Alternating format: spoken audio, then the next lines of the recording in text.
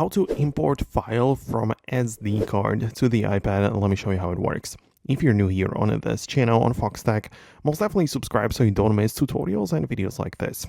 At first, we need to figure out the way how we're going to connect the SD card to the iPad.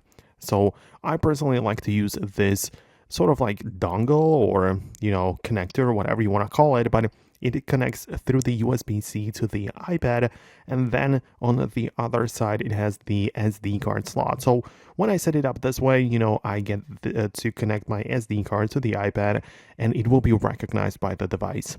And now I have two options. If I'm particularly interested in photos or videos, which could be the case, I can open up the Photos app right away, and in the left panel I should see the SD card and the photos should be showing up, and I can import them or select which I want to import to my gallery to save them on my local storage. So that would be one way of importing files if it's just photos or videos.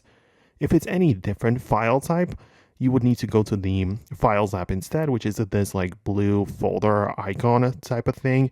And in there, next to the locations, or one of the locations, should be the SD card.